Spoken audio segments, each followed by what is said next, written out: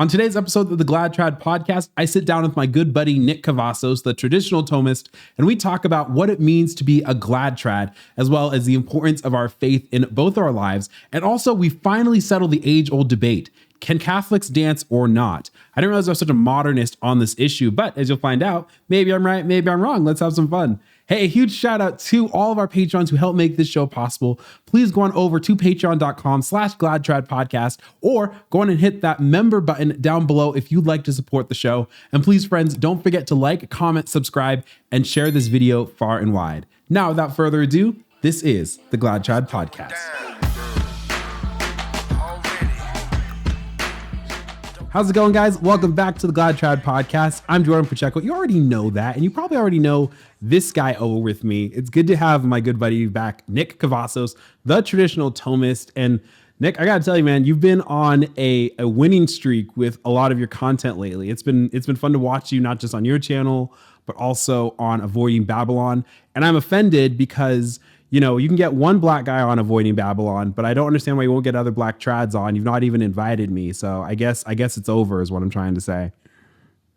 Yeah, I guess it's all over for you, honestly. Anthony Abate is our residential black man because he's Italian. So we just got to go by those 2020 standards, you know? Unbelievable. Trump is in office for 3 years and I'm already relegated to the back of the trad bus. Mm-hmm. That's exactly right. That's exactly how it's going to be. So how did you come along with the Avoiding Babylon guys? Are you one of their original kind of founding people? I do remember seeing a few of their videos, I think probably about 3 years ago, or maybe a little bit less time than that before, but you've gotten pretty entrenched with them and it's been fun to listen to those conversations and to also see what kind of guests y'all have on from time to time. Yeah, I got involved back, I think it's around 2 years now, but originally I was doing a lot of work, I still am every once in a while, with The Meaning of Catholic, which is one of Tim Flanders, who's the editor-in-chief of 1 Peter 5, one of his apostolates. And they came on, I think it was like during one summer, and they were originally just doing a bunch of game shows. They would kind of do these Catholic trivia shows, and they were just really, really low budget and off the wall, but very funny. It's like they'd open up with Anthony holding his phone to like the microphone. Oh my gosh. And they'd be blasting some type of really cringe, like Novus Ordo 1970s music. And then we would just do some kind of game show. And then from there, they invited me to come on just to tell my story. So I came on, delivered my story, and then I kind of just kept getting invited on more and more. And then eventually Anthony's just like, just hop on whenever you want. And so I would just hop on frequently. And then the audience was just like, he should just be the third permanent co-host. And so I've never been officially knighted the third permanent co-host, but that's just kind of, it's like the unspoken, unofficial, but official person. So yeah, it's a lot of fun. I enjoy it. I feel like that's kind of happened with this show because obviously started with myself and Rudy. Then Rudy became a dad and is now making boots and all this stuff, whatever. But every time I have you on, it just feels very organic. I'm like, you're part of the apparatus, right? And it's nice to be part of the apparatus. Yeah, wherever I can help, for sure. It's I miss Rudy a lot, and it's funny because it's like you only see him 2 or 3 times a year. I feel like on YouTube, where he like posts some type of video working on books and stuff. Yeah, and his like Catholic woodworking ASMR sort of stuff. Yeah, it's just like, okay, nice to know you're still alive. You know, he's in a bros thread with mine, and right now he's actually hosting the radio show that I host because I wasn't supposed to be back yet, but decided to sneak in. But I couldn't steal his thunder. Well, this is good because you made a video recently, and I really wanted to unpack this because you said your video, I think it's called "Why I'm a Traditionalist but Not a Rad Trad," and Rudy and I made a video a year ago, I think, called "The Myth of the Rad Trad." In our video, we were talking about how essentially there was a negative connotation thrown upon all traditionalists, often by people who don't know much about what exactly it entails or to be called a traditionalist, what that means. And we were just unpacking it. And I love your video because you gave a lot of contrast points, what it means to be a radical traditionalist, what they might believe, and what you as a traditionalist actually hold to. I want to start with one point in your video and also just knowing you now for a couple of years as we have, because in your own conversion story, you talk about essentially you become a Calvinist, if I remember correctly. You had started following something like the Church of Wells, which is a King James only, very fundamentalist sort of church out there in Wells, Texas. And so as for you in your disposition, has there been a tendency for you to kind of feel yourself to be a rad trad at times, or has this just been kind of a distinction you've been able to really easily navigate through? Because for me, for instance, I realized I was around people who thought that if I liked Latin mass, it might make me very radical, at least back in the days when you couldn't be more popular about it. But now obviously there's a reason why it's called the Glad Trad podcast. And I don't know if I hold any particular radical positions, but we'll get into that, I'm sure. Sure, yeah. I would say I've had a disposition that's probably rooted in youthful inexperience and in youthful, maybe uninformed zeal, where you see a particular error and therefore you fling yourself as hard as possible to the opposite extreme. And I've seen this in myself when it came to my former Protestantism. Going to particular positions that even mainstream historical Protestantism maybe wouldn't have held, as well as in the Catholic position. And so I have seen this in elements of my life. I kind of allude to it a little bit somewhere in the video, but about I've seen some of these tendencies in my own life. I've seen obviously these tendencies manifested before me, both online as well as in real life. And I think these tendencies, while perhaps they are rooted in something that is ultimately good, a zeal to not want to fall into theological error, I think ultimately it ends up in the opposite direction, being a problem itself. And so, as an example, one of the things that I noticed in the comment sections of my own video on that subject was that there was a lot of individuals who were upset at the video, mostly because of the term and the usage of the term rad trad or radical traditionalist, which is funny because I defined very early on in the beginning that I wasn't using it as a pejorative, and I'm not using it as a pejorative now. I was just using it because it's kind of the colloquial terms that we use. And individuals were saying, this is the type of language that individuals on the left will use for anybody who's even quasi center right, racist, sexist, Hitler, and things like that. And to me, I was saying, this is kind of an example, though, of a tendency I do see in that kind of mentality of a lack of critical thinking, a lack of serious engagement with real criticisms, or even with the theological issues in front of them. And so, therefore, I think that when you take that and then some of these particulars that we'll probably get into, the movement ends up becoming more negative than helpful.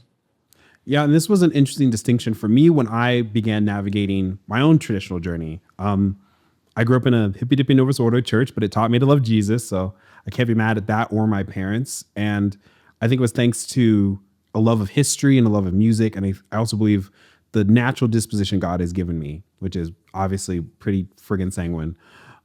That when I discovered the traditional Latin Mass, I kind of found there were three shelves to things generally. So number one for me was this immense awe, this beauty and wonder. I think about, you just catch a glimpse, I think, when Moses is first, he beholds the burning bush and God tells him to take off his shoes for he is on holy ground.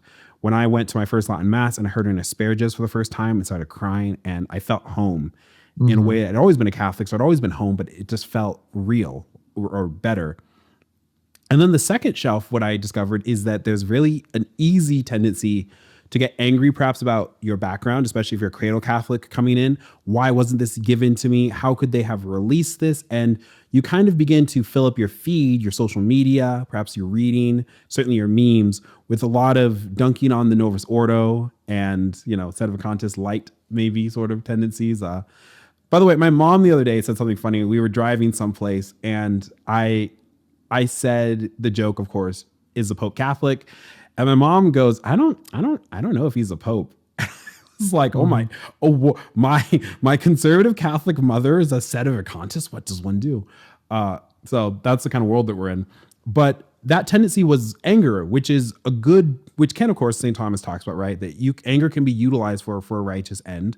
And when I started kind of delving into what it means to be a traditional Catholic, when I started this podcast, the Summer of Shame had happened. And coming into the traditional movement, it was the first time in my life that I'd ever realized that the response to whether it was the sex abuse crisis or other horrors in the church or politics wasn't all just this wave of passive sadness. It was actually anger, and reading the history of what they did in the Los Angeles seminaries in the 90s and into the 2000s, turning away so many good Orthodox men, deliberately rooting them out for psychological problems and a lack of pastoral charity and all these other buzzwords, I found that it was very easy for a lot of people to take and harbor that. Never mind that I finally encountered people who had the mass ripped away in their lifetime. They watched their churches be destroyed, and they watched the altar rails go out and the statues. And I had a guest talk about a rosary being ripped up from the pulpit because there was no longer the need for the trappings of sacramentals. So I can understand, and when I made the Myth of the Rad Trad video, as I've done sometimes in my other videos, I like to just be very gentle with people who have genuinely been burned by the church, because there are millions of them, in fact, and that's important. But then there's the third kind of shelf that I've discovered, which I'm sitting at now, which is this understanding that there was no in the garden moment for the Catholic Church. That reading church history, you discover just how messy it is. There's been times when we didn't know who the Pope was, where the Dominicans and the Jesuits were about to come to blows over a theological error. I'm still of the opinion that there's a reason they don't let, I think it's a dumb reason, but nonetheless, I find that they don't let sanguines like me anywhere close to theological seminaries or anything, because everyone's going to read something so dour. And I'm just like, just learned how to dance. So, so my point being is that kind of shelf as I'm at now, where there's this really great beauty in traditional Catholicism. There's this great joy that I have. It's the reason Rudy and I started this podcast. And so I'm reminded, of course, of the famous phrase that Hilaire Belloc says, right? Wherever the Catholic sun doth shine, there's always laughter and good red wine. At least I've always found it so. Benedicamus Domino. So I want to ask you, because I've seen your content and we've had so many conversations over the time. Do you consider yourself a glad trad? What does that mean to you? Or do you also think that sanguines should be banished from the corners of their depraved circles and back away from the seminaries? A good question. Yeah, I would say that the way I've gotten to my own position is, I don't know how I would characterize it, but I can give you some of the characteristics. I see myself as an individual who desires to be an Orthodox Catholic. And in so doing, recognizes, number one, the real issues that our church is facing, from not just the kind of current issues of things like the sex abuse scandals to some of the doctrinal confusions and ambiguities that we've seen over the last 13 or 14 years, but also that these errors and these ambiguities are rooted in a mindset that you could call it liberal, you could call it progressive, you could call it neo-modernist. But ultimately, they are going to be rooted in some form or fashion in interpretations and in certain sections of the Second Vatican Council. So I see all of that, and that's where it would put me, in that traditionalist camp. And as I said yesterday, I have a very robust and intellectual criticism of the new Mass. The issue, though, is when one takes these criticisms, which oftentimes involve lots of study, and also, more important than that, lots of prayer and self-reflection to make sure one is not going insane, following their own, if you will, whims, is balancing these things out with a tendency that I see in elements and pockets of traditionalism, which is that they look down on anybody who disagrees with them in a very rash and angry manner.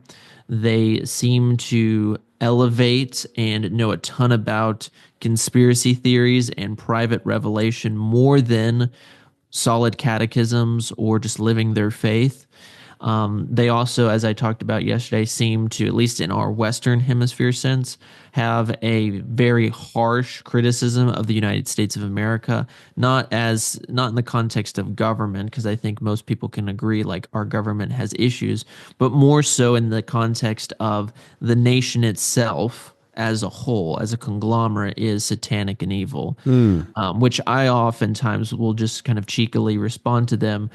If you hate it so much, logic would dictate you would want to leave. Is that correct? But yet no one does. Would that stem from the Freemasonic origins or the Enlightenment, or some of these other sort of errors that crept in early on with founding fathers? Or what would be the reasoning? Because it's one thing to say that America is a country, and like all countries, it will be judged by its fruits and its actions. As a countryman will be judged by its fruits and actions. And there are, of course, very terrible, depraved, wicked, things that we do, a la the sin of abortion, sodomy, all these things.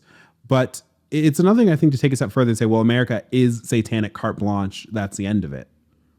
Yeah, I would say that probably where these come out of is what you just described, which is I would actually argue, and this might even upset some of your listeners, but I would argue that the United States founding is more nuanced than a lot of traditionalists will give credit.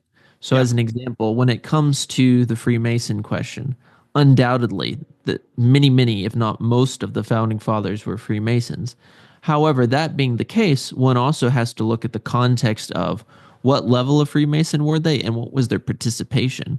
Because if one actually starts digging down into the evidence, you'll find that a lot of these individuals saw the Freemason group as a social club. And so were very tacitly involved, very low in their ranks and in their involvement, and they had very little involvement. They would be using them more so as networking, essentially networking Yeah. amongst the elites. Also, when it comes to various philosophical streams, undoubtedly you're going to find strong elements of Enlightenment thought, but not all Enlightenment thought is bad. Of course, there is. I would say shoddy Enlightenment thought, but then there is also elements of good Enlightenment thought, even amongst people that we would strongly disagree with on other points.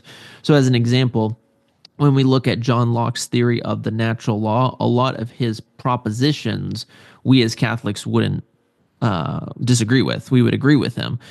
There's, of course, areas where we would disagree.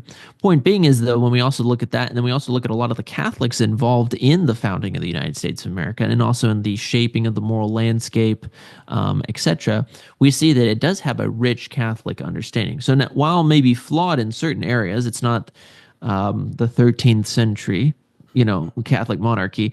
It also is not at the opposite end of it, just this horrible, wicked, satanic thing.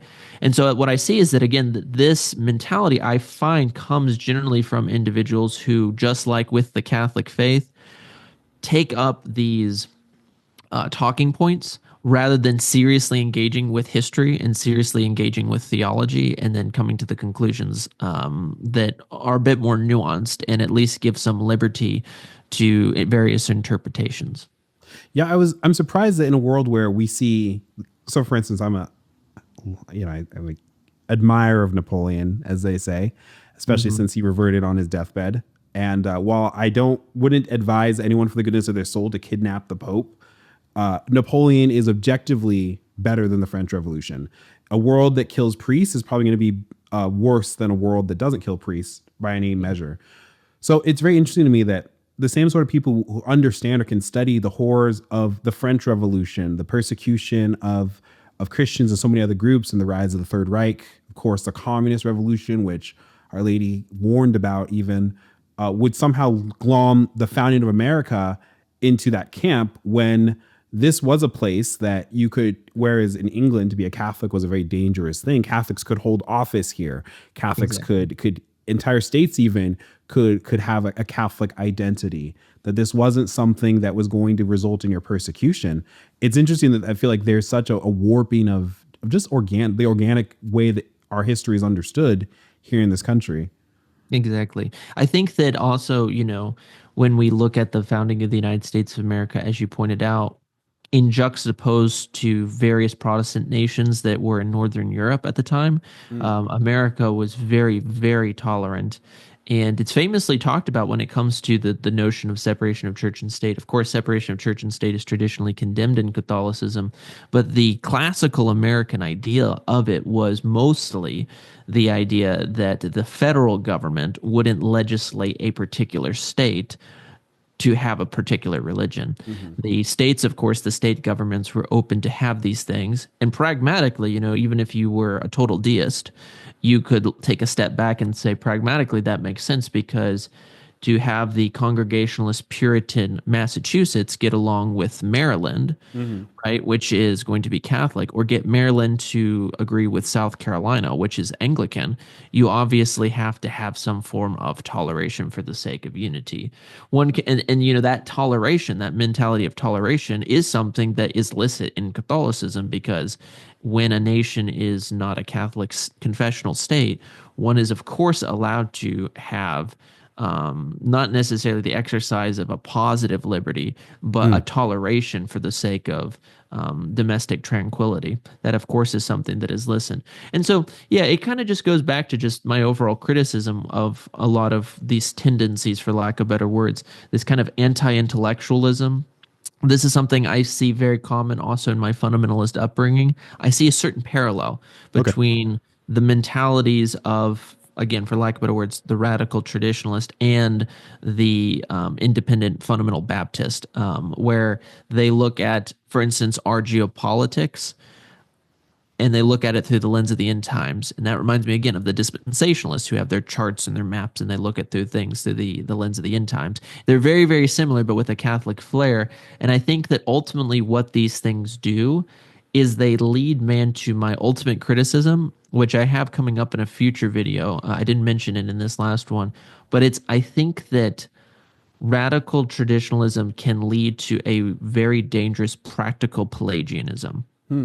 And again, for viewers who don't know, Pelagianism is a heresy condemned in the 3rd and 4th century that essentially asserts that man is not born with original sin, and by his own efforts alone, key phrase alone, he can merit justification before God.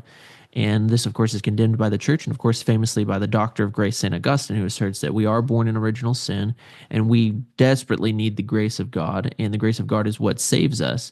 And while, of course, most radical traditionalists wouldn't profess, right, and we can all fall into a practical Pelagianism, I think that they oftentimes, the mentalities can lead there. And so, practical Pelagianism is things like, for instance, I have to do enough X, Y, and Z, and then God will love me. Yeah. Or I need to do X, Y, and Z, and then my sins will be outweighed by the goodness of my actions, which all of this, of course, is false. We are saved by the grace of Christ, right? Merited by him on the cross, distributed through the sacraments. And the only and even the ability to approach the sacraments or prayer is the grace of Christ motivating you to go there. And so I see this mentality again. I'll flesh it out more in that video, but it's something very dangerous. Well, and this is something that a lot of Protestants will accuse Catholics of, right? A gospel of works has Yeah. been a line I've heard all my life, that Catholics don't believe anything about salvation outside of because you guys, all you do is go to mass, and if you think you'll pray your rosary, and if you think you'll eat the blessed grapes and drink the brandy or whatever it is, that you'll be saved, instead of having this radical understanding of the love of Jesus Christ.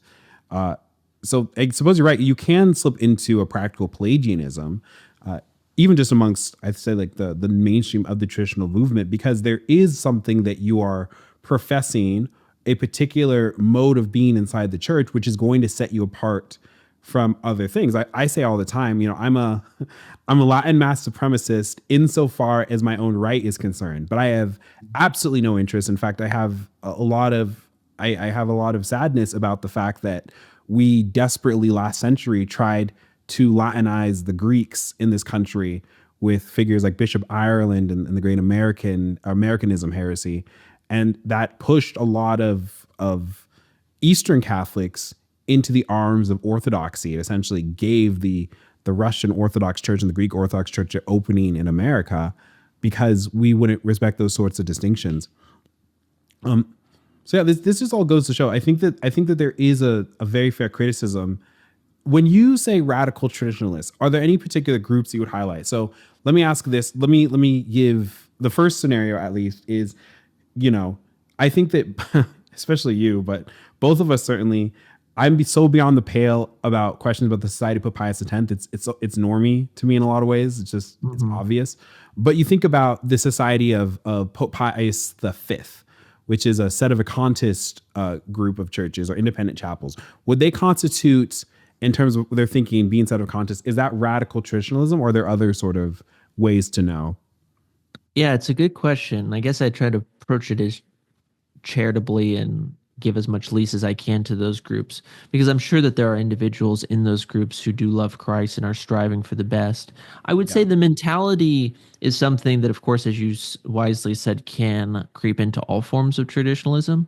But I do think that they are more institutionally solidified in various groups, such as, for instance, you could very well say the Society of St. Pius V. They are, if memory serves, agnostic about the question of sedevacantism, but I think that they most of them subscribe to that thesis. I thought you were under, like, if you were to go to one of their chapels, they won't admit you to communion That's unless right. you have the unless your bishop has been essentially one of their certified bishops. Yeah, I'm not entirely sure, but that is ringing a familiar bell. And again, I won't quote people on it, but I would also say, for instance, the SSPX resistance, oftentimes I would say very strongly falls into this. Mm. As an example, in my local area, the Society of St. Pius X proper is building a very large, very beautiful church. It's going to be the first Spanish mission church in Texas in several hundred years. So Whoa. it's going to be Well very, very done. cool. Okay. It's gonna be like it's like 50 minutes from me, and so that might be my future home coming up Hmm. down over there. But maybe around like 20 minutes away from there is a group of individuals who are part of the resistance that have been around for about maybe 10 years or so. And it's just this very small group of families, very, very small, meeting in essentially a shed, Mm. having mass very infrequently, won't go anywhere else. And they, in my very limited dealings with them, I have found them to be very, very, let's just say, intellectually perturbed, in the sense that they're just very out there in what they believe, Have and you they're had a fair amount of dealings with them? Have you interacted with? I wouldn't know because I wouldn't know if we have any groups close here in the Denver metro area. Honestly, it's just yeah, like the fraternities out here, the society proper is at St. Isidore's, and if there's any other groups, I just don't know about them. Yeah, it's fair. I've had several interactions with them, and they've always been kind of leaving me scratching my head Hmm. and being confused. I would, of course, put sedevacantism proper in this category, and also its cousin sedepreventionism, which teaches that the current pontificates post Vatican II are materially the Pope, but not formally the popes. Mm. It's a Aristotelian Thomistic distinction that could be expounded upon, but I find, as an example, if I had to name just some examples, Bishop Pfeiffer, quote unquote Bishop Pfeiffer, because there's questions about his canonization, but he's one of the resistance or ex-resistance affiliated. I don't know. These groups continue to split off from each other, Bishop which is Williamson became resistance, correct? Or did he just go he independent? he was resistance, and then there he consecrated two or three others, but then there was some people who broke away from him that also used the name resistance, so it kind of becomes fuzzy how to categorize him. But Bishop Pfeiffer is one of these individuals. He runs his own seminary that's uber small in like in the middle of Kentucky. It's just exceedingly small. Another one would be this, though this isn't a set of preventionists, is Bishop Sanborn. So Bishop Sanborn is one of, I would say, the most intelligent people one can listen to. He's very, very intellectually smart. Hmm. And I would say it's actually a shame because if I ever happen to catch a sermon from their groups, they are actually very, very not just orthodox, but kind of Yeah. the style that I would appreciate because they're straight from the catechism, straight from the manuals. However, when you listen to the way he describes just, I would say, ordinary faithful that go to the new mass, Hmm. it's with this extremely harsh rhetoric that I find to be unbecoming of a bishop of Christ. Mm. And so it's these groups and these mentalities that form these things, and they don't exude, I would say, the fruits of the Holy Ghost, which is one thing I think I unfortunately forgot to mention yesterday. But, when we look at the fruits of the Holy Ghost that St. Paul enumerates, these are very important for us because these are good examination of conscience metrics by which we can ask ourselves, are we walking as Christ walked? 1 John 2:6. Are we keeping his commandments? Because if we say that we know him and keep not his commandments, we are a liar and the truth is not in us. Again, 1 John. These are good metrics for us to ask ourselves. But when we look at these metrics, what do we see? We see love, joy, peace, patience, kindness, goodness, gentleness, faithfulness, self-control, modesty, chastity, etc. And this gentleness, this faithfulness, this joy is not exhibited, I would argue, by these individuals and by these groups. And again, I don't want to presume upon their own souls, but I would say if it's something that I just can never see, it's something that should be concerning. This is interesting, right? Because those sorts of criticisms have been lobbied at all traditionalists. So I've heard up and down, right, that the problem with you trads, you guys might go to the Fraternity of St. Peter, let's say the Institute of Christ the King, or a diocesan Latin Mass back when those existed. But the problem with you trads is that there's just no joy. You guys go to church, Yeah. you sit down, and you guys have a subdued liturgy, and then you pretend to be all happy about it, but you just spend all your time criticizing all the other elements of the church. Yeah, I think that there can be a rightly leveled criticism at us, and then I would say that there's a shallow criticism. So the rightly leveled one is, I would say, if individuals go to the Latin Mass and their primary reason for going to the Latin Mass is, I want to be separate from people I don't like, or something along that nature, and it's not motivated by the first reason, the ultimate reason, which is, I want to love Christ better, then those are fair. And if all they are doing, and I have done this, and this is one part of the apology that I made yesterday, is if I'm just going to run around and basically condemn individuals and make the crisis my religion, that is a big issue, right? It's very easy for traditionalists to become very focused on that. And it's not that we shouldn't pretend that nothing is there, but if we focus so much on the storm, as St. Peter did, then we lose sight of our Savior. And that is a big, big issue. And so this is why I would say some of those criticisms are welcome. And I think that traditionalists should examine these things and use them as an opportunity for humility. On the other hand, I think that when we also look at it, we can say, well, joy is not necessarily emotional happiness. It's not necessarily something that's as subjective as that. It is more concrete. And therefore, I think we can say, okay, some of your criticisms are fair, but let's also engage in some of these like real concerns that the traditionalists have been bringing forward, instead of just lobbing insults at them. It's kind of the old adage that I've seen, which is like, in the traditional world, you're accused of like anger and bitterness, and some of that is true. And then in the world of the new mass, you're accused of heresy and laxism, which some of that is true. But there are people on both sides of this issue that are holy and good people. And based off of, again, how much information they know, their culpability will be yay or nay. Yeah. This is where I think that it takes genuine charity, brotherly kindness, to come together and have modest, humble, and rational discussions about these objective concerns that both sides have. I just went on vacation with some family and some family friends, and we were going to mass, and this is in Puerto Rico, so it's hot and it's humid. And I dressed down for mass. By that I meant to say I was actually just wearing my khaki pants and a nice collar shirt and no suit jacket. But nonetheless, so which meant I was the fanciest dressed at that place. And the family friend quipped to me that, well, you're going to be hot, is what he said. And while you can, of course, have a conversation about these sort of garments and certainly what they're made out of in order to arrive for mass, mass is still mass. And I made a conscious decision late high school to start better dressing up for mass, because I wanted to make a deliberate choice for myself that I was going to be meeting the King of Kings. That's how I was always told to me growing up. But growing up, we just never really dressed up for mass.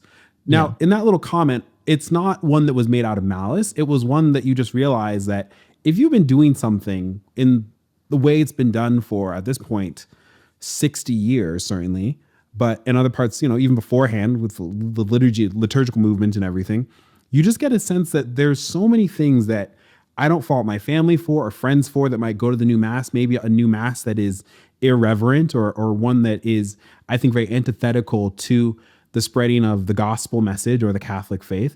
But there's so many times where I've met enough people and I've heard enough stories and I've lived through so many things where it's clearly through no fault of their own. So I've said, of course, that the analogy in the church I use is a great divorce, that And specifically, I use that for what happened between the society and the fraternity. But even broader, I just see this hermeneutic of rupture that happened around the time of the council. I'm reading literature about it. I just got a oh, maybe I can find it. You would get a kick out of this. Oh, it's at work. It's a liturgical manual from 1972, if I remember correctly, and or maybe 77. And it's all about why you should essentially rip up your altar rails and bring in the recavations. And it's terrible. It's absolutely terrible. So on one hand, I say I can't fault people, and I know them, or certainly have known members of their family who had grown up. They were young when the changes happened, and they were told something by father 1 year ago, and then a whole different thing by father a year later. And those some of those Irish priests were mean about it, man. And they lost their faith. They really did. They were so scandalized. They were so hurt. And with the world going topsy-turvy, they didn't know where to turn. They maybe turned into something evangelical, something more church Protestant. A lot of them just walked away from organized religion in general. God will judge all those cases individually. But I think, especially going through what exactly happened around the time of the changes in particular, and seeing the fallout that still exists today, I'm not as mad. I'm sad, but I'm not angry about people who said, well, is the Catholic faith even true? COVID accelerated this, right? So COVID, they say that the church aged 10 years because suddenly you and I, who were told our entire Catholic life that the sacraments are the most important thing, and all these saints died for the Eucharist, and you have to be a soldier of Christ, is what they told me in my confirmation. They locked up the churches. You couldn't get your baptism. You couldn't get your confession. Rudy's father died without a priest being by the bedside. The priest calls him and has the gall to say, well, I prayed, I did the sacrament outside, essentially, which is not how anointing of the sick works, by the way. A lot of people got hurt from that. A lot of people did. And at the same time, a lot of people found traditional groups, fraternity, society, because there were priests, especially in the society, credit where credit's due. They said, we're not going to take this madness. If we're going to die as Catholics, not as cowards. And so I'm very sensitive to, even side of a contest, there are people who come from family lines that said, there's no way that a pope of the church could do this much damage or allow for this much harm. Surely he must not be the pope. And that's kind of been the position ever since. Yeah, I agree with you. I think that's a wise position to hold because, as I've said before, I'm very principled in my criticisms for the new mass and my lack of attendance there and things along that sort. But I also recognize that not everybody is exactly where I am in the context of it, the study of the issue or things of that sort. And so therefore, yeah, we have to be charitable and recognize where people are at. And to use maybe kind of a cheeky but like common nomenclature, walk together, like there it is. Like actually walk you together. Recavator. Exactly. Like legitimately walk together in the context of dialogue and in the context of, if you will, just talking with each other. But this, of course, shouldn't be just in like a memeish sense of today where it's just dialogue for the sake of dialogue, but an actual serious, like, okay, you are my Catholic brother and sister in Christ. Let's like actually talk about these issues. And it doesn't mean that at times we don't even, have passionate debates and passionate disagreements with one another. But it's that at the end of the day, we recognize that if we are both pursuing Christ and Christ is living in you and then Christ is working in you and we can examine our own self and continue to look forward. Is it licit to send your children to a sedevacantist school? I would say I would be concerned about it, mostly just because, again, you never know what can happen. But if the mentality is things along the nature of teachers, who are bad mouthing other individuals 24/7, as opposed to constructive criticisms of systems, then I think that would be something that is more negative than positive. Because, as an example, also, if there is school masses, which are going to be common, these are going to be school masses that are not in union with the Catholic Church. And so that's going to be something that's also a secondary worry. Perhaps if you're a brainiac and this is like a high school and you just like know how to filter something out and you're going there for yourself, okay, if that's a better option, obviously, if it's a classical liberal education than public school. But, you have to be wary. I say this because I think they're the sisters of St. Thomas Aquinas, Hmm. but they're CMRI, but they have this school down in Florida, and they have, at least their videos show that they've integrated technology and classical approach to education in the most beautiful looking sort of way. And every time I see one of their videos, I just get so mad because I'm like, man, that looks like a good Catholic school. But I don't want to have a debate too early with my children about is the Pope the Pope, you know? Uh, Yeah. so I wanted to read this, fellow trad friend of mine. This is from my old parish in Los Angeles. And I think that this is talking about comfortability levels that people get, especially after they've been inside the traditional Latin Mass circles for a while. I'm certainly very guilty of this, right? Where, I haven't cried at an asparagus in a long time, so to speak. And whereas, so I just wanted to read this because I thought it was very interesting. And this also might be something that as trads, we have to be very mindful of. Father Fryer wrote this, and he said, I have established a few Latin Masses parishes so far. It's interesting to note that as a parish ages, it goes through phases. In the beginning, there's overwhelming gratitude, especially if the people have been waiting for some time to have a Latin Mass. Next, there's a time of sacrifice, in particular financial sacrifice. The parish needs to be established, a church purchased, etc. We went through quite a period of sacrifice for so many years in a tent, which was true. It's fun. Then as a parish gets established, people get comfortable. The gratitude wears off, the sacrifices are forgotten, and the complaints begin. Next, it goes through the worst phase where the initial charity grows cold, the welcoming family atmosphere is lost, and the members suffer a haughty, holier than thou complex. So I've been very fortunate to be part of a few different Latin Mass circles now, and everything's still pretty warm at Carmel, for instance. And I'm about to start celebrating Mass with the Institute in St. Louis. They have a ridiculous Warhammer 40K Gothic church out there. But this is something we should be mindful of it as trads, and especially as those who want to show the joy of the gospel. It's not that the Novus Ordo gets all the fun and we get all the intellectualism. It really is a sort of an understanding that without the problems of a parish structure or what your own faith might face, that there is still this beauty to know that we are loved by God. We're called to be sons and daughters of the Father. And because of that, St. Paul does say that we should have a reason for our hope. Yeah, I agree. That transition written by the priest, I think, is perfectly exhibited in the children of Israel coming out of the land of Egypt. Every single one of those stage, they're Better off initially we were in Egypt. Yeah, it's like they're initially grateful for the deliverance from slavery and bondage to Pharaoh. But then, of course, they become and they have to make sacrifices like walking all the way there and going through deserts and stuff. But then there is a lot of grumbling, and the charity of God really waxed so cold that only two men made it to the promised land. And it's a picture of the fewness of the saved. Only one family was saved in the great deluge, only two made it out of several million going to the promised land, which presents heaven. So it's important. But yeah, I would say that that's accurate. And we have to, I like how you're juxtaposing, like a false dichotomy of like happiness versus intellectualism. Like it doesn't exist. It's like you should have both. You should have both.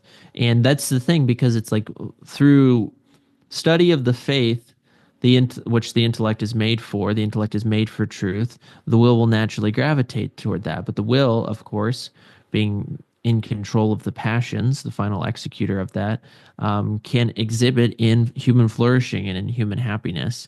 And I think that you probably do see that tendency way more at large established traditional parishes. Again, around my neck of the woods, there's next to nothing when it comes to the TLM.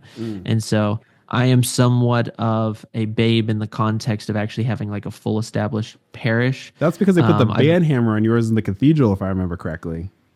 Yeah, but even that wasn't like a full traditional parish, because it was kind of an integrated diocesan setting, and Oh yeah. we as I like to call, we were the ugly redheaded stepchild of the diocese, because we were at almost 4 o'clock in the afternoon on a Sunday. The bishop never visited us one time. He visited every other group and also non-Catholic groups, but he never visited us. And so it was just one of those things that, it's like, in the random chance bishops do listen to this podcast, it's like, you are the spiritual fathers of all of the Catholics of the diocese, and you should do that with whether or not you think that that's politically expedient in the eyes of bureaucrats in Rome. I mean, to be a good spiritual father, if you were a good physical father, you wouldn't play with 9 of your children and then just leave one of them off in the corner. Mm-hmm. Right? We would say that that's abusive. We would say that that's negligent. Neglect. Mm-hmm. But it's the same thing happening to Catholics these days. No, this is true. And with the Holy Father Pope Francis, I think he's still in hospital. And just a reminder to my listeners and viewers to please continue to offer your prayers and your fasting for the health of the Holy Father one way or the other, that if God sees that he makes a great recovery, may it be celebrated. And that if God chooses to call into his eternal reward, that he may die in unity with Saint Joseph and with our Lord and have a happy death, which is what we should all pray for. But I have seen more and more videos. I was just watching one the Catholic Herald put out talking about this division of the Latin Mass. And I've said this, I know you've said it, I'm sure, but it does feel like you're an abused child, a neglected child. And it's sad. And so I've always said that if Pope Francis, if this is to be his end, I don't have any animosity towards the Holy Father. I hold him as a pope, and I don't judge people too terribly harshly if they don't, because I've heard some reasonings and I say, well, I don't know, like God will sort that one out.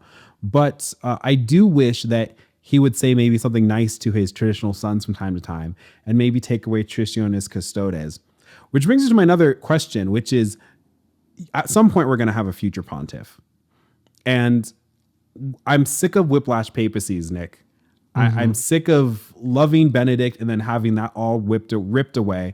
But as we talked about with Traditionis, is there anything stopping just another pope to come and, let's say, essentially re-implement Summorum Pontificum, get rid of Traditionis Custodes and Fiducia Supplicans and all these other terrible things that have wreaked havoc on the church? Yeah, I think that, well, first off, the popes do have that authority. They can come in tomorrow, a new pope, if the Holy Father was to die, and just say, we're going to scratch all of the restrictions on the Latin Mass and go back to Summorum. Like, that could easily happen there. The thing that I want, and this is, again, partially why, if you do study the crisis, you have to study this in tandem with actual authentic Catholic theology. One thing that a lot of individuals don't know is that after the council, the Roman congregations no longer teach with as high of an authority, even as high of a binding authority upon the faithful as they once did. If I was to speak very technically, all but the Congregation for the Doctrine of Faith have no binding characteristics upon the faithful, essentially. That's just something that's not really well known today.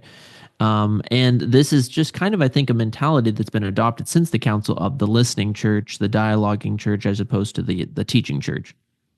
I say all this just because most of what Pope Francis has taught and done has been, if you were to categorize them according to ecclesiastical categories, they would be very, very low teachings and very, very low decrees that could essentially be wiped away with the swipe of a pen. If you had to use an example, it would be kind of like our current president right now. He can just kind of go in and use an executive order and remove a former decree by President Biden. And so it's along that nature. That being said, I do agree with you about the whiplash nature of the popes, because I think that the core of the crisis in the church is a doctrinal one, as well as one of who are we? It's an identity crisis of what does it truly mean to be Catholic? Because we can't have this perpetual left-right swings in the church as if Rome is now Washington. We can't have that. We have to say, okay, to be Catholic means, according to the constant tradition of the church, that you are orthodox in faith, that you're baptized and participate in the sacramental life of the church, and that you recognize and submit to the Roman pontiff and the bishops in communion with them. That threefold nature is, according to all the theologians, many popes, what makes a person a Catholic. It's not, as an example, common nomenclature, I was baptized once, I don't practice now, but once Catholic, always Catholic. That's false. That doesn't exist. So like, as an example, throughout the entire Biden presidency, I would say he's not Catholic. And I wouldn't say that as an insulting way. I would say just factually that is incorrect, because he's not Orthodox in faith. You have to be Orthodox in faith to be Catholic. This is also why, like, this question hinges upon the whole set of vacantism debate, because it's, can a heretic who's not a member of the body of Christ be its head, etc. And so it's just questions like that that need to be reestablished and re-answered, and that mentality needs to go forward. And there is, of course, a lot of hope when it comes to the quote conservative youth and the conservative priests that are coming up. My big hesitancy, though, even there is, while a lot of them are, I would say, definitely more liturgically traddy, a lot of them, in comparison to a preconciliar seminary, and especially even modern traditionalist seminaries, the education is so tainted. Even stuff that we wouldn't maybe see. I'm not talking about stuff like you go to your average American seminary and they're teaching queer theology, but mentalities of things like there is no longer a separation between nature and grace. And you're like, well, that sounds kind of like, you know, ivory tower-ish, you know, like, does that have a big effect? It does have a big effect, because it starts to that whole debate is what eroded our mentality now, where it's like we're not baptizing infants until they're 5 or something like that. Give me so I everyone can am be saved. Despite working at a graduate school of theology, I am not a theologian, and I'm quite happy to never have the letters at the end of my titles to say thusly, but I can film them very nicely. So give me a brief breakdown of what that even means, because I don't even know where to start. So a rupture of a difference, a separation between nature and grace. Yeah. So I'll try to explain it as simply as possible. But one of the major crises that arose in the Nouvelle Theologie crisis of the 1930s and 40s was the famous Jesuit French theologian Henri de Lubac and his publication of a work called Supernatural, El Supernatural, so the supernatural. And this was a book that he had attempted to write for over many years, but because of World War II and being on the run from the Nazis and stuff, kept getting delayed, and then, you know, he would continue. So this work essentially categorizes the history of Catholic thought around nature, so our corporeal world, also our human nature in particular, as well as grace, right? So the divine life of God, the healing life of God. And essentially, up until that point, all scholastic thought had said that all man, every man on earth has two ends. We have a natural end and a supernatural end. And he would say, and we in scholastics would say, for instance, our natural end is things like it's natural to get married and to have children and to want the common good of society.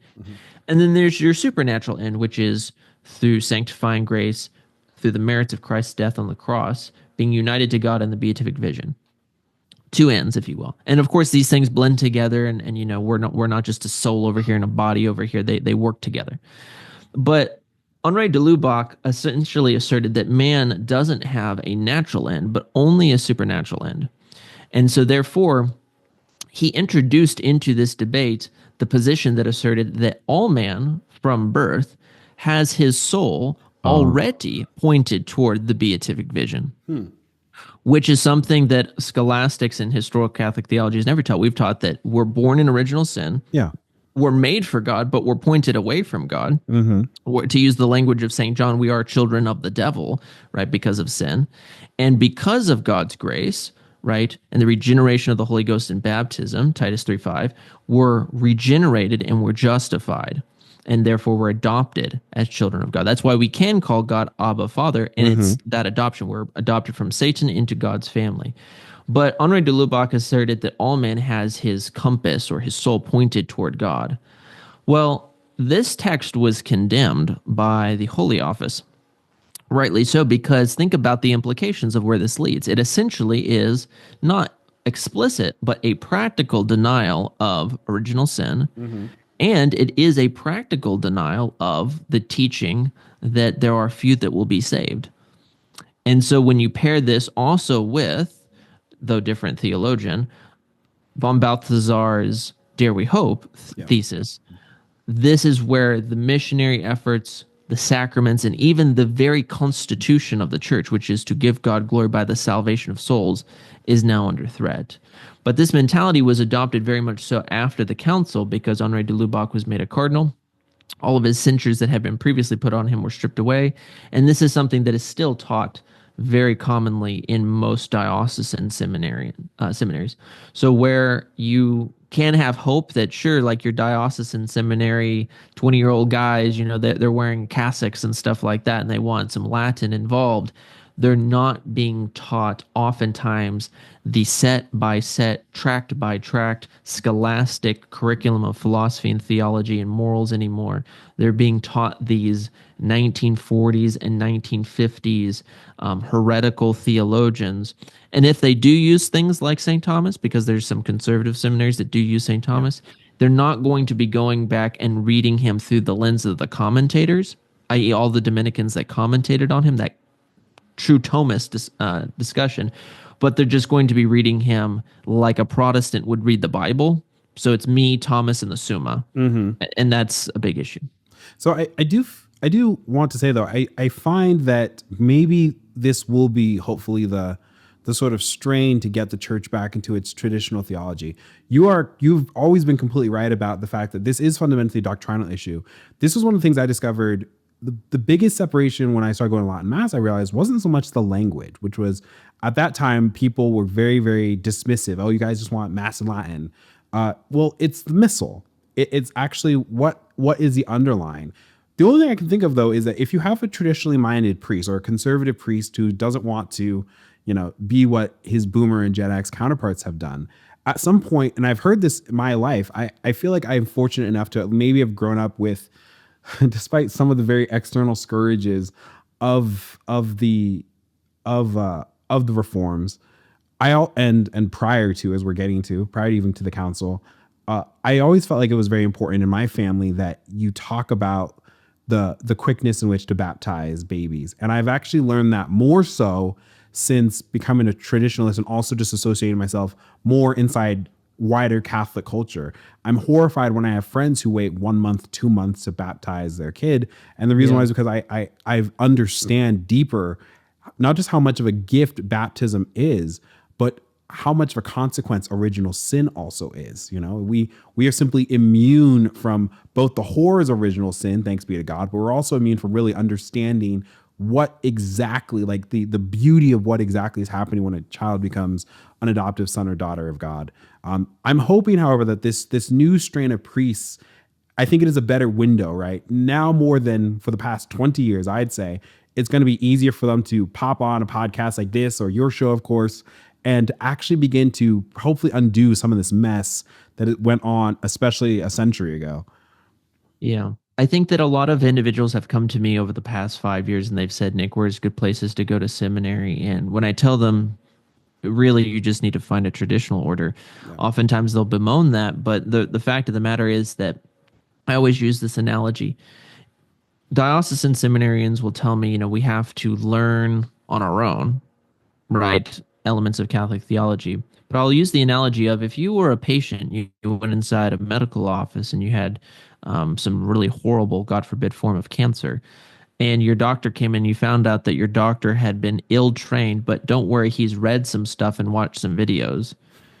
You would be very, very concerned. But how more important is the soul? Yeah. And this is why education, particularly in moral theology, it's the great unsung horror of the crisis is the confessional. Because I can tell you as a student of moral theology, when you go back and you read how a priest is supposed to understand morals and conduct himself and serve the penitent sinner in the confessional, I can tell you from personal experience that that is not what's going on 99% of the times that I've ever gone to confession. It's been very, very destructive. And it actually can lead us into a point of disagreement, but a conversation that you and I have joked about having.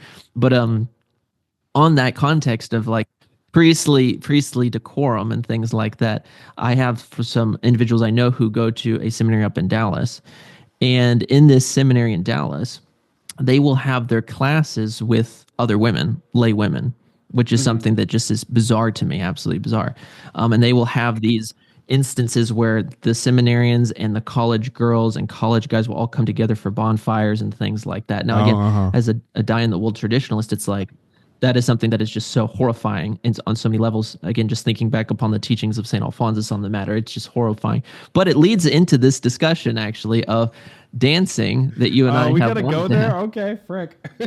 that we've wanted to have because you know, while it's not exactly the same thing, obviously, I do think that there is a underlying discussion about occasions of sin that one could bring up. Nick, I will just say this on the matter, and this is gonna have to be its whole thing. It's like we're the Mike Tyson and Jake Paul night gearing up. But I just have to say, I do not have the background of theology that you do for this point, but I'm going to point to what I do have, which is personal, which is that as your brother, I have a duty to see you happily set off in whatever vocation God has set forth for you. And if that vocation be natural in marriage, then I can't help you if you don't help yourself. I'm trying.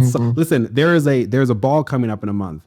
It's the ITI, the International Theological Seminary, second ball here in Denver. It's a white tie kind of affair. And there's waltzing and quadrilles and all this other fancy white European stuff that you could have an absolute blast at if you'll let me be your wingman. Yeah, well, I think again goes to my position, which is I don't think dancing is intrinsically immoral or anything like that. I've never said that. I just think that when you look at the overwhelming testimony of the saints, the doctors of the church, and also various things that are inside the apostolic sedes, so the teachings of the popes, dancing is more something that there, of course, is this you and I would agree on. There is, of course, various types of dancing which are objectively immoral. Yeah. But there is also, I would say dancing is something that's more tolerated in traditional Catholicism as opposed to promoted. Until recently, where it's like the trad thing is to go back and do some type of like square dancing and pretend that we're in the 1930s, and it's like, well, square dancing to the 30s. That's what you picked. It's just something along that nature, and it's like, well, you know, if you're really wanting to be trad, go back to Saint Jean Vianney and see what he has to say about the subject. I can't help you guys. I watched your whole video talking about the importance of the singles crisis. I'm a huge warrior about this. You know that. And I'm just trying to help my people. I can't help you people if you can't help yourself. I went to a swing dance at our Knights of Columbus Hall for the cathedral about a month ago. And I could have helped you, Nick, but I don't know why you refuse it. I don't know. Well, I just like to think at the end of time, you know, at least my conscience will be clear. You know? Oh, there it is. At least my conscience will be clear.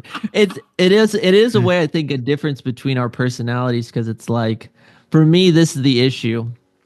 I've just read too much. I guess, in the sense of just moral theology. Like, you know, again, maybe one could argue, well, these are written by, you know, guys who are all celibate and yeah, I was gonna say, they don't really like happen. I mean, listen, it's one thing if it's a scandalous dance in the French Revolution here, but like something in the backwoods of Appalachia, 1920s. Well, it could be scandalous, I suppose, especially Appalachia in the 1920s. But you know what I'm saying? Mm-hmm. Like a Pride and Prejudice style dance, let's say. Oh, come on. Yeah, again, I think for married couples, it's fine. So, like as an example, you've been to dances? Of course, you were a public school kid like me, weren't you? Or were you homeschooled? No, I was homeschooled. I was homeschooled till okay, 8th so this grade, was terminal at birth. No, not at all. I went to a lot. I mean, shoot, we were evangelical charismatics. They danced in church. Sure. So it's like, and so I went to dozens and dozens of weddings. Although I would say outside of maybe a few of them, all of them were just horrible club music and things like that. Which I have horror stories from public school, dude. Like, I became a proper Christian, I'd say, sophomore year of high school when I realized to make it horror, obviously, why would grinding be allowed at a dance with children? But that did ruin my junior prom date, because I probably should have told her prior that I'm not really into that. I'm trying to be a little more close to the Lord. Yeah, I don't think I'd be good in that, because I would honestly be. She would think I would like turn into some 18. But like, even like, okay, but here's the question: like the diocesan swing dances that happen, they're very well attended up here in Denver. Obviously off for Lent, but once a month, and I think it's a great way for Catholic men and Catholic women to come together without writing to their parents for permission. So you would never attend something like that. I couldn't convince you to wingman that.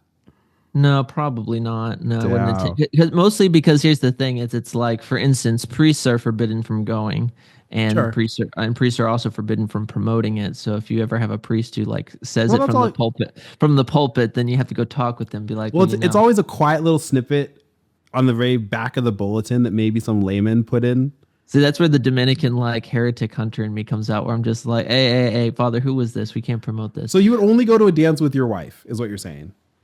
And even That then, you would only occasionally touch hands and move in like a circle from time to time. Well, if it was my wife, of course we can touch hands, but in the sense of like just like a bunch of singles going out and participating in dancing, I think that that's too especially nowadays. I think that people have to be very, very cautious. And the main reason is just because, again, when you study Catholic moral theology, and again, I could get really niche here, but essentially there's various types of touch, right? Mm-hmm. And of course, there's intention involved. But this is why a lot of the scholastics do ask the question. They're like, is there sin in men and women who are unmarried holding hands? Because There certainly can be. like there is the natural delight that springs forward from like if you're holding a pretty girl's hand, like there's obviously that natural delight that comes forward. Yeah. And you're right there from natural delight, especially in our horrible pornographic culture, from going from that to like any type of sexual delectation. And the problem is that all the schools agree that any willful and knowledgeable delight in that sexual delectation, right, any that entertain, is always going to be mortally sinful. So the way it's like you could look at it is like, by your actions, especially using the virtue of prudence in our culture, is it prudent for me to engage in actions that are like already kind of questionable, could lead to something, as opposed to in the context of it's me and my wife, we have that covenant, that is good. And if this is like a wedding ceremony, like all the married couples getting out and dancing, that can be fine, of course, as long as the dancing itself is publicly chaste and not scandalous. Okay, so I want to walk through the practicals here. Mm-hmm. Okay, so let's back up because it's very good. Okay, so when you think about because you desire marriage, and you're probably very good at it. So the question is, what does a courting or a dating life look like for you? And the next question is, if you went to a family's wedding with your fiance, let's say, you would not dance yet because obviously moral theology you're saying is that all those natural feelings stirred up by the passions prior to marriage would be sinful, and therefore.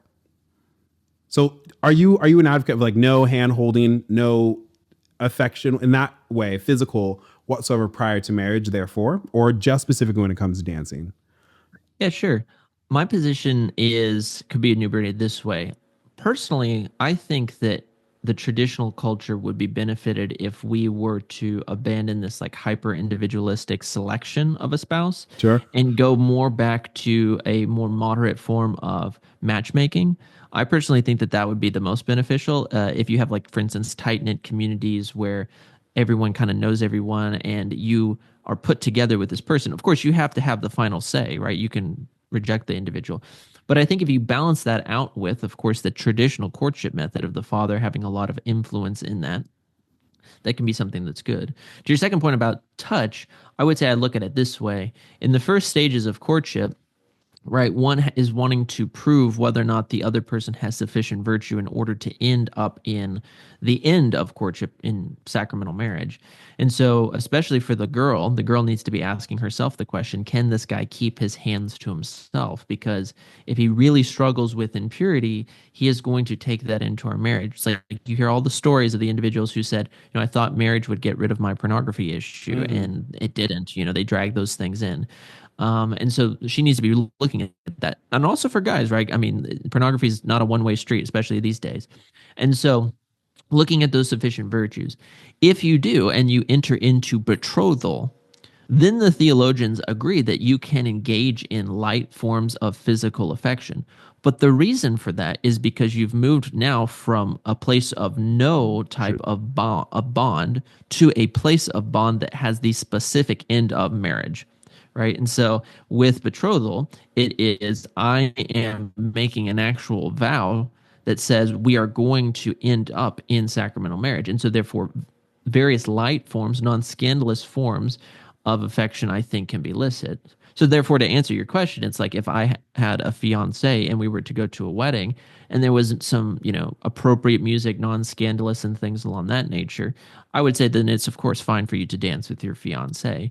But if it's just like you guys are courting, it's really, really early on, and you're just wanting to engage in some type of physical contact, I would say, be wary just because it can be dangerous. Now, I'm not against no contact at all per se, but again, you have to be very, very aware. This is where you kind of move from the black and white to using prudence and just say, okay, with my disposition, is it wise to engage in this? And I have a feeling that most of your male audience would agree with me, and even if they don't want to admit it, that because of our culture and our exposure to pornography and various vices, that they really need to be cautious when it comes to how they treat women. Yeah, I think that's very fair. I don't know. I didn't realize I was such a modernist, let's say, but here we are. We're all been. Yeah, I wouldn't say you're a modernist. What'd you say?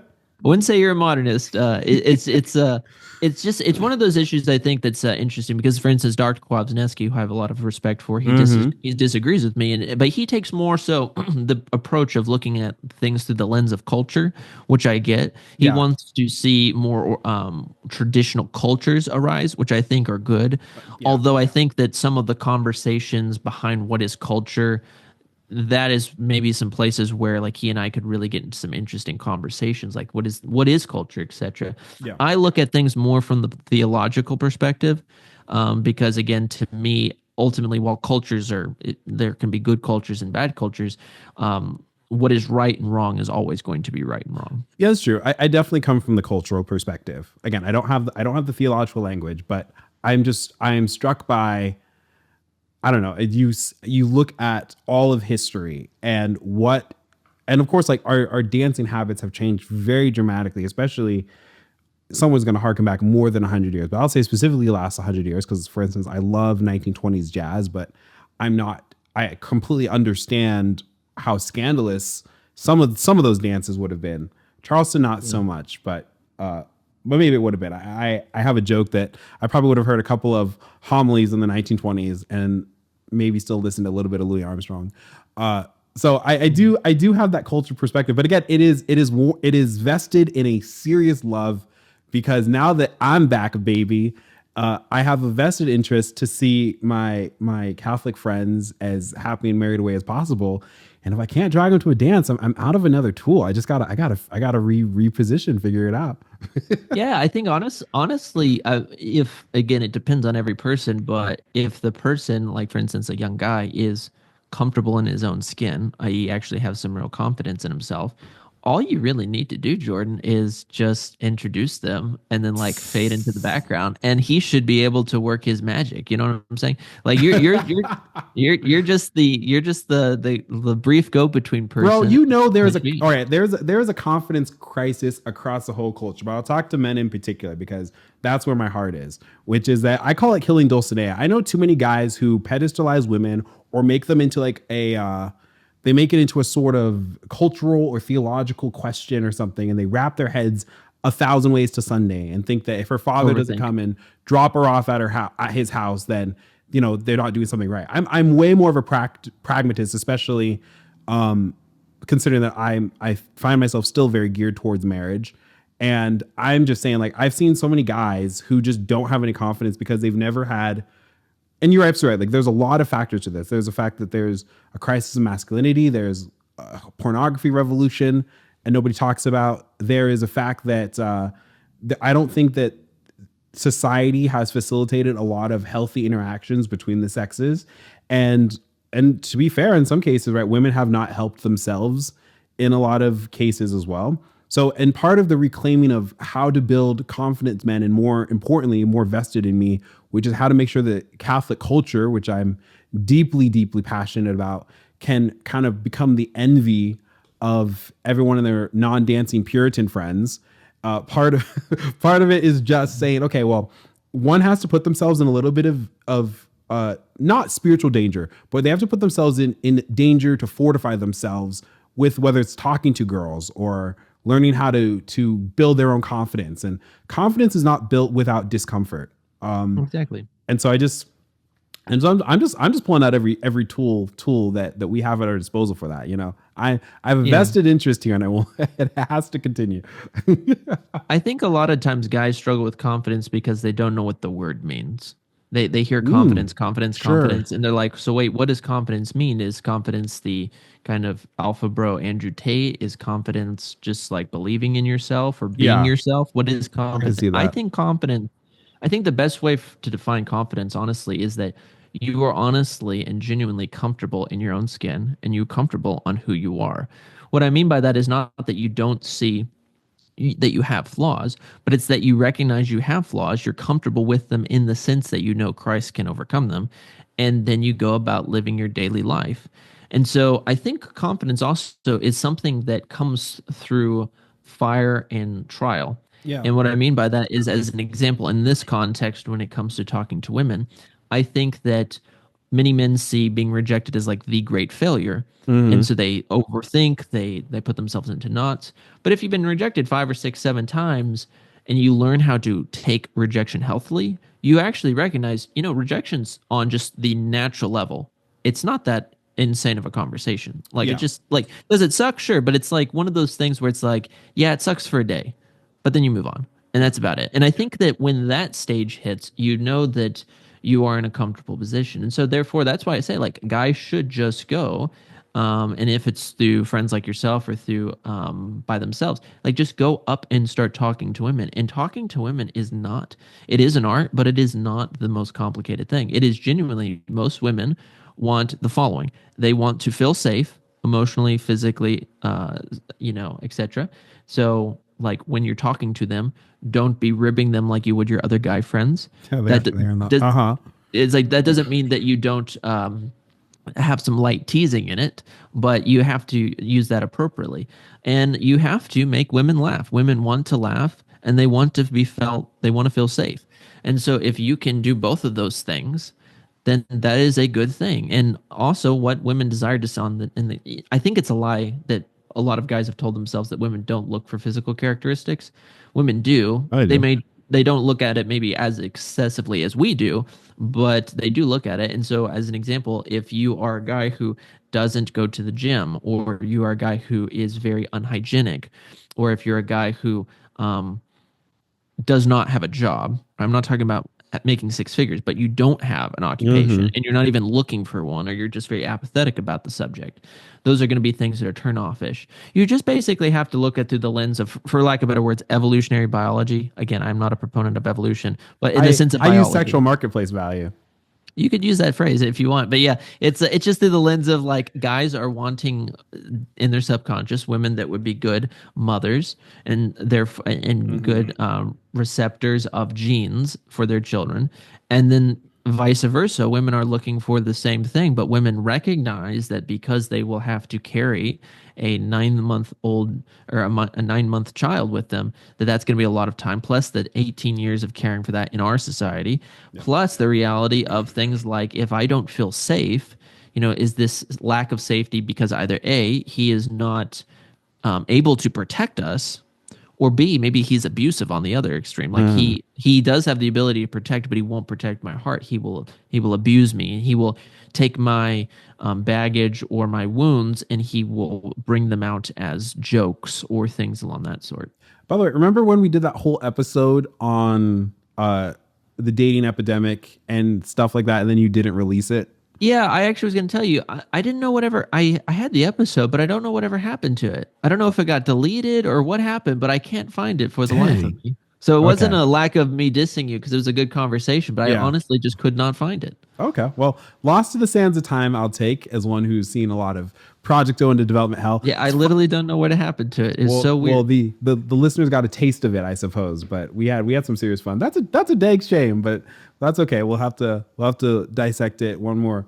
Nick, before you go, because I definitely feel like this is a good point, but I just have to ask, would you describe as your most radical traditionalist position, whether Mimi or not?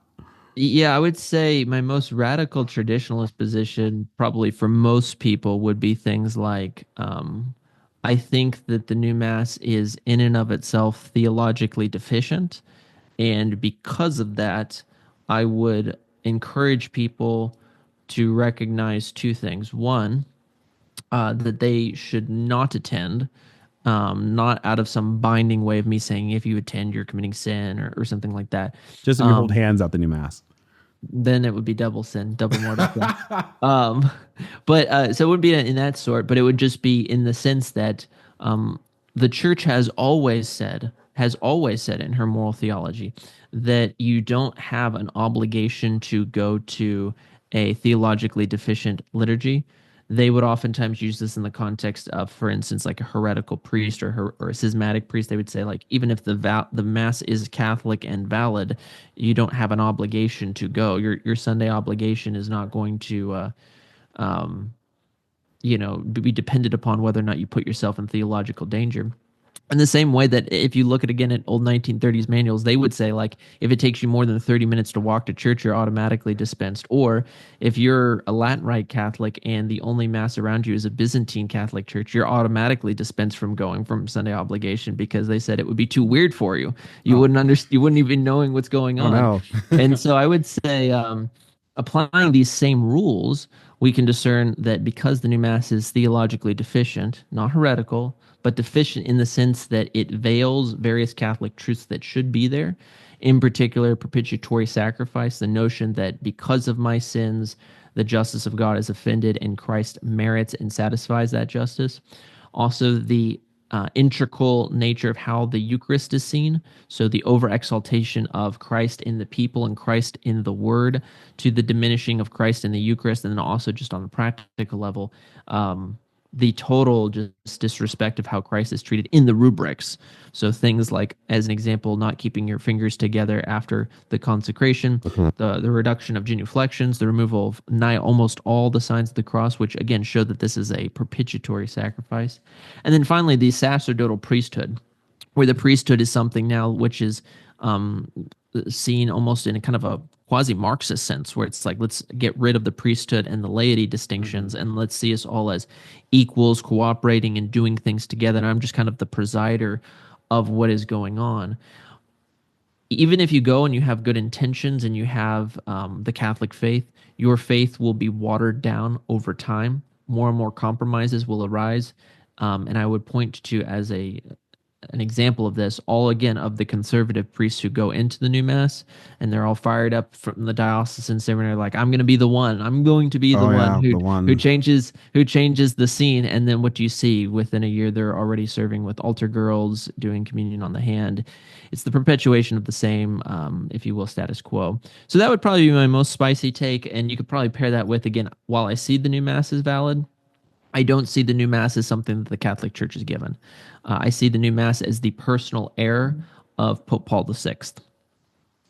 Yeah, that's probably pretty fair. I've been thinking about this, my radical positions. I don't really have I don't think I mean, I don't feel like I have anything that's so terribly spicy or well thought out as that. But let's just say this, as I've been working through the history of right after the reforms and just getting what a boots on the ground experience was like, it's a good thing God has made it so that anger is not my natural disposition, because there's a lot of righteous indignation, I feel. So I'm going to be doing a couple videos soon, maybe a live stream, where I'm going to be going through this. What's it called? It's called what is it? It's Catholic. Sorry, I have to look this up because it's so good. One of our priests of the fraternity in his homily said that what they would do is they would pass this book around at seminary and in a circle and read from it out loud until they couldn't read anymore because it was so ridiculous, and they'd laugh or be horrified or something. Something about Catholic environment in Catholic art. That's what it's called. And apparently there's a musical component. This is a thing that's made in the 1970s. And so just seeing what the history of Reclamation and renovation is, when I go into churches, I like to always think, how would I fix their architecture? How would I orient this better? And there are some churches that can be saved if I was Pope Leo the 14th. And there are some churches that can't. I don't know. It would be too expensive. I wouldn't know what to do. But I've seen churches where it's built in the round, or the ambo is right behind the altar. And there was a a Jesuit, up until recently, a Jesuit church here in Denver. And what they had done is they had preserved their high altar, but they had built this marble monstrosity, this tile out far into the center of the church. And there they erected their Bugnini box. And I was just like racking my brain when I was at mass there one time, trying to figure out how would you even go about getting back to celebrating mass at the high altar, because it's so far away from everything now. You would have to tear all that up and bring all the pews forward, and it would just be such a cluster. And of course, then I thought, well, how did this even happen in the first place? And that's where that goes on. So I've always been very, very interested in recavations and renovations, because there are a lot of good Catholic architects still who are building beautiful churches. Thomas Aquinas College has one of the most gorgeous chapels I've ever seen that was built relatively recently. And that is, of course, say nothing that the Society of Pope Pius X is building you said it's a California mission style church. Texas Mission, yeah. So it's Texas like, Mission. Oh, so it's maybe one of the painted churches now? It won't be a painted church, unfortunately. Probably, like, I have found that a lot of society churches on the interior are fairly simple, but not like in a bad way. Yeah. But like, as an example, like your guys' parish at Mount Carmel is aesthetically light years ahead of St. Isidore's. Although I would say like St. Isidore's from the outside looks much more impressive. St. Isidore's needs to be frescoed. Yeah, something like that. I have seen, thankfully, a discussion in trad circles where root screens are becoming more of a thing. I think root screens long term should be a restoration. That's something that kind of died away post Trent, actually, that we could return to. But it will be a Spanish mission style, basically be similar in vein, not exactly, but in vein to the Great Battle of the Alamo. Whoa, interesting. We'll stay tuned. Maybe I can come down for that. That'd be a ton of fun. When are they going to finish it? Probably October 2026. So we got time. We'll see if we're all still alive then. Man, Nick, it is always so much fun having you on, brother. Thanks so much for stopping by. Please, people, check out Nick's channel, The Traditional Thomist. It's one of my favorite Catholic channels, certainly on YouTube. And Nick, I know that you're starting a couple other projects as well, so we'll be on the lookout for everything you do. You can also see Nick on Avoiding Babylon's podcast. He's a really fun, pretty permanent commentator over there with those guys. And for those who've liked the video, hey, don't forget to like, comment, subscribe. We love to hear your own radical trad positions, or maybe if you've been a rad trad and maybe you've kind of come back to the normal side of things. Dancing, this is like the biggest one, okay? Do you do dancing? Do you not do dancing? If you're a lady that doesn't do dancing, let me know. I'll hook you up with our gorgeous Nick Cavazos over there. And also be sure to check out our Patreon if you'd like to support the show. That's patreon.com/gladtradpodcast, or go on and click that button below and become a channel member. Just really great ways to help out the show, friends. So until next time, God bless you and Mary keep you. Adios. Adios.